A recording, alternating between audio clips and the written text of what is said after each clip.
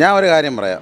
ഈ വിഷു എന്ന് പറഞ്ഞ ഒരു പയ്യലിനെ എനിക്ക് അറിഞ്ഞുകൂടായിരുന്നു. ഞാൻ മറ്റേ പുഷ്പ സിനിമ ഇറങ്ങിയപ്പോഴത്തേക്ക് ന്യൂസ് ഏരിയയിലാണെങ്കിൽ എന്നെ വിളിച്ചിട്ടുണ്ടായിരുന്നു, അവിടുത്തെ മാഡം വിളിച്ചിട്ടുണ്ടായിരുന്നു. അങ്ങനെ ഞാൻ അവിടെ ചെന്ന് ഷൂട്ട് ചെയ്തുകൊണ്ടിരുന്നപ്പം നമ്മളവിടെ വരുന്ന ഒരു ചങ്ക് ബ്രോ ഉണ്ട്, അജു എന്ന് പറയുന്നത്.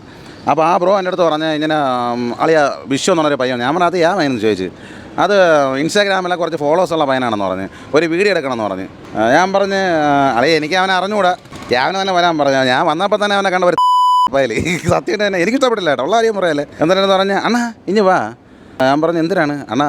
വിഷയം മ്യൂസിക്കാണ് കേട്ടോ, വിഷയം. ഞാൻ പറഞ്ഞു അതാരടാ വിഷയോ? അണ്ണാ ഞാൻ തന്നെയാണ്. ഞാൻ പറഞ്ഞു നിങ്ങൾ ആരുടെ ഇതിൽ ആരുടെയാ പോയി ആരുടെ അണ്ണാ? ഞാനാണ്. ഞാൻ പറഞ്ഞു നീ അല്ലേ ഈ പയല. ഞാൻ പറഞ്ഞു എന്തിനാണ് കാര്യം പറയാം.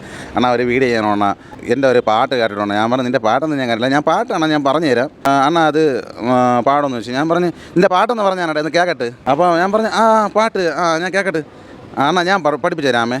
ഞാൻ പറഞ്ഞു ഓ ശരി. എൻ്റെ പാട്ടെന്തോന്ന് എന്തൊരു മയില് ആറ്റുനോറ്റ് പീസ് വന്നളിയാന്ന്. അപ്പോൾ എൻ്റെ ഞാൻ പറഞ്ഞു ആറ്റുനോറ്റ് പീസാ? അതെവിടുത്തെ പീസാ? അപ്പം ആറ്റുനോറ്റ് പീസ് വന്നളിയാ. ഞാൻ പറഞ്ഞു അതെന്തരടാ? വീണ്ടും ഊമ്പിക്കാനായി നേരമായി അളിയാ. ഇതാണ് പാട്ട്, അവൻ്റെ പാട്ട്. ഊമ്പിക്കാനായി നേരമായി അളിയാന്ന് ഇങ്ങനെ ഒരു പാട്ട് എൻ്റെ അടുത്ത്. ഞാൻ പറയല്ലേ ഇതൊന്നും എന്നെ കൊണ്ട് പറ്റൂല പറഞ്ഞു കേട്ടാ. അണ്ണാ വല്ലാൻ തരാം അണ്ണാ. ഞാൻ പറഞ്ഞു വല്ലാൻ തരാൻ പിച്ചക്കാരനാടേ. അണ്ണാ ഒരു 3000 രൂപ തരാം അണ്ണാ. അണ്ണാ പറ്റുമോ അണ്ണാന്ന് ചോദിച്ചു.